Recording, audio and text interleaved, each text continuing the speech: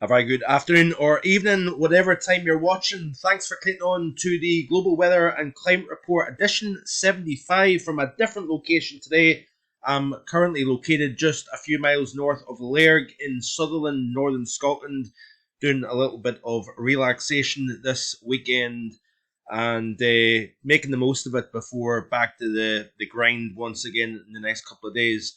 But I hope you have enjoyed your weekend so far. It isn't quite done just yet, but this is the latest 2 meter temperature anomalies globally, and you can see plenty of warmth, but we also have some significant cold to speak about, primarily over Scandinavia. That cold is kind of slightly easing its grip over, particularly from the Norwegian side of Scandinavia, as Atlantic Air tries to move in from off the Norwegian Sea. We've had some epic snowfalls across parts of Norway and Sweden and even parts of Finland over the last few days. Very, very significant snowfall, even by Scandinavian standards. But the cold has been really noteworthy, and it has been a very, very notable cold start to not only January, but also the winter across Northern Europe.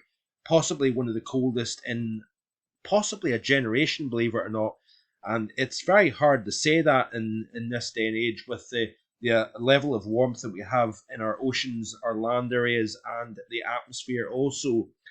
But the upcoming 30-day period, this is the ECMWF extended here, looking down over the northern hemisphere, and you've got a standout colder than average across Eurasia, the northern half of Eurasia anyway, including Europe and the UK and Ireland. If you notice, the United States also colder than average, Western Canada colder than average, but warmer than average. Greenland, Alaska, Eastern Canada, that is representative of a west-based negative North Atlantic oscillation here. And the GFS ensemble extended also backs up that ECMWF solution with a firmly colder than average across the heart of Northern Europe, including, like I say, also the UK and Ireland, most of the central and southern United States, well, the whole United States, in fact, but North America, you've got the core of coldest air extending from Alberta, Saskatchewan, down into the northern Rockies, the northern plains states of the United States, warmer than average, Alaska, Greenland, Eastern Canada. And we've also got some tremendous amounts of warmth over the heart of Central and Eastern Asia, if you notice here. So quite an interesting temperature profile, both by the major GEFS and the ECMWF. This is for the 30-day period, may I add. In terms of snowfall, it looks as if it isn't overly enthusiastic. I've said this now for several days that although we've got a moderate cold spell now starting to kind of kick in across the UK and Ireland, days struggling to get above freezing, nights below freezing, I don't think it's going to be anything spectacularly cold either. There may be enough wind, especially in the southern half of the UK and Ireland, underneath that building area of high pressure, that we've got enough wind that drags in quite a lot of cloud cover off the North Sea. So the cold air moving in across the North Sea, picking up moisture, and it means that we limit the temperature. Now, we are going to stay chilly during the daytime, but nothing outstanding for the month of January by any stretch. And even nighttime temperatures, I think, unless we can manage to get really clear skies at night and drop that wind off, remember there's very little in the way of snow cover. And this may be a little bit of a wasted cold spell, because to get a true classic bona fide cold spell, you want to get the cold air. You also want to throw in snow cover, and then that really kind of reestablishes and even intensifies a cold spell over the UK and Ireland. But we're missing that one key ingredient, and that being snow cover. So you can see here, this is the GFS model, and we'll play through the loop. You notice here there's very little change in the snow depth projection of this model for the UK and indeed Ireland, right the way through to the middle portion of the month. Right at the end of the loop, it looks as if it wants to try and fill Scotland a little bit. And then even the northern half of the UK, it starts to turn wider. So the period really between the 15th and the 20th of January, as per the latest operational anyway, is a little bit more enthusiastic when it comes to snow. But like I said in yesterday's video, you really need to start getting these areas of low pressure coming in from the south with that cold block to the north, and even the air mass itself is kind of coming and going in terms of cold versus slightly milder conditions as well. So I would regard this as a kind of weak to moderate cold spell overall at the moment anyway, but things can change. Depends on the area of high pressure, how strong, where it positions, where does it re-establish, does it back up towards Greenland, allowing that cold to come in from the north or northeast, all open to question.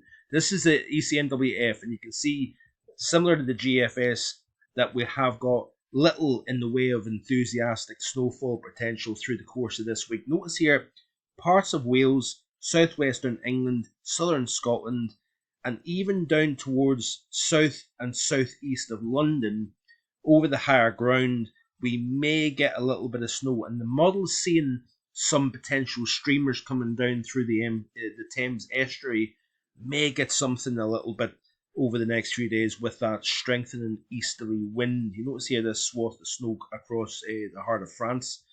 But really for the British Isles itself, nothing really to write home about here. And until you get proper snow-covered ground with Arctic air moving in, you're not really going to see a great deal. You notice here the model of the ECMWF Wednesday all the way out to the 17th of January. There's going to be a lot of back and forth between now and then. It's sniffing out some sort of snow swath between Kent across to the Cardiff area at the end of the model run, trying to see the Highlands become a little bit wider. Arctic oscillation is firmly negative. It looks as if it's going to go even further negative as we move through the course of this week and into next weekend. North Atlantic oscillation also in the tank at the moment. And the reason why both the Arctic oscillation and North Atlantic oscillation may go back towards neutral once again, I believe anyway, is down to the Manjulian oscillation. Now, I know a few folk dismiss this, disagree with its contribution, but I personally think anyway that this has matched up very, very well with the type of pattern that we've seen. It doesn't always be the case. It needs to be pronounced for one to have a greater impact towards the polar region. For example, if you have it in the null phase, it has less influence on the atmosphere further north. But we've had a fairly amplified Manjulian oscillation through both the cold phases, end of November, early December, warm phases, mid-December, and it looks as if we're seeing that favourable cold phase once again, but the model is indicating that it will rotate in an active phase through phases 3, into 4, into 5, hence why I believe anyway there is room for the return of the Atlantic towards the 20th onwards here. With regards to the stratosphere, well, that remains to be seen as well.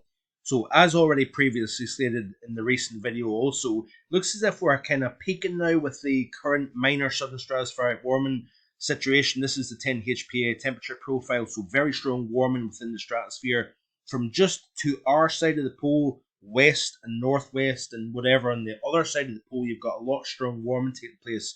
That's then displacing the PV to our side of the pole, so the North Atlantic and across Europe, we've got the core of coldest temperatures at the stratospheric level. Now, as we play through this loop, we've still got that pressure being put on the PV. Remember, the strong easterly QBO is likely a big contributing factor to why we're seeing this continued weak polar vortex. That is going to help the 500 millibar pattern through the rest of January, into February, and even into March also for potential cold outbreaks here. And I think it is the last time we've seen an El Nino, an East QBO, and I think there was another couple of factors as well, was the winter of 2009-2010. So you can see here this renewed warming towards the middle portion of January, and this could reinforce another shot, a major southern stratospheric warming. I don't think it's all lost with regards to the major SSW occurring later down the road. But we are seeing a minor peaking of the stratospheric warming situation at the moment. So lots of things to consider as we move towards the middle and second half of this winter season overall. So let's have a quick recap as to what's been going on around the planet over the last 7 days, because there has been a lot going on, that's for sure.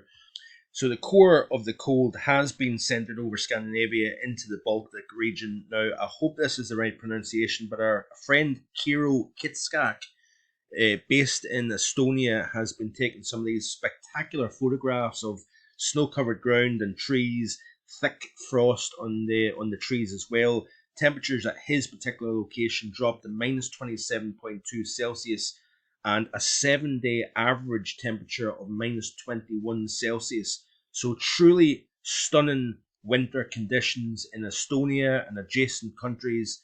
And let's hope as we go through the course of this week and over the next 10 days, we could get a sniff, a glimmer at something like that in our neck of the woods here in the British Isles. This was the scene captured in parts of Norway. Now, this guy, I believe, is 6'5" as a reference point, but they've had a 3-day, almost a continuous 3-day snowstorm in parts of Norway, thanks to milder Atlantic air bumping into that truly bitter cold air stationed over Norway, Sweden, and Finland, producing epic amounts of snow. This is a tweet here by Solo, and rather spectacular stuff, may I add. This is another scene here of that 3-day snowstorm in Norway.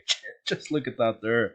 Isn't it remarkable? Not only the big pile of snow on the top of the car, but also the big banks of snow either side of it. Just spectacular scenes from parts of Norway. Now, the E22, the major road in Sweden, I believe there was many cars trapped for over 24 hours during that snowstorm.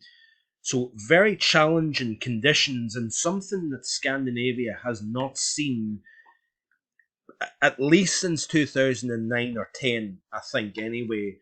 But some of the temperatures have been pretty remarkable stuff. Now, the pressure at my station, by the way, just north of Inverness, reached 1030 millibars. And I looked back through the record, and actually you have to go all the way back to June, the last time my station recorded a surface pressure of 1030 millibars. And that is going to continue to rise through the next few days into potentially the 940, the 1040s and millibars. So it'll be interesting to see if it can break my short-lived record of 1041 millibars.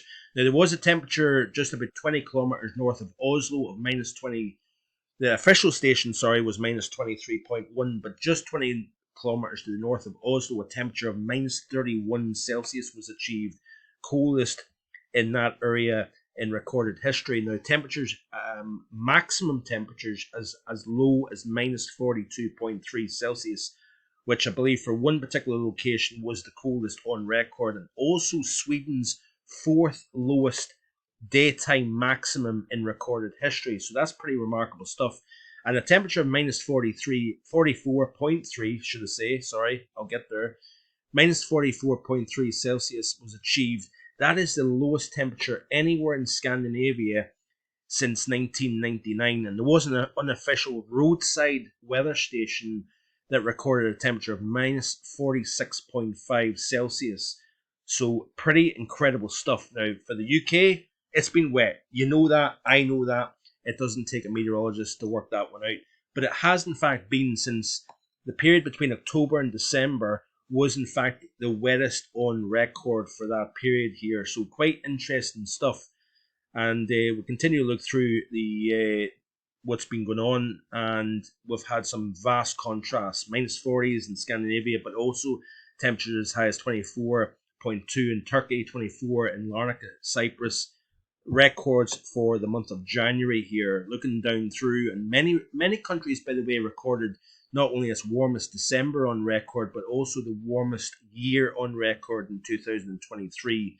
So it has been an exceptionally warm period. The UK had its second warmest year in recorded history, and I emphasize that word, recorded history, because I don't want to get people upset by some of the things that I'm showing. I'm only showing you what the information that I'm being relayed by official sites like the Met Office, for example.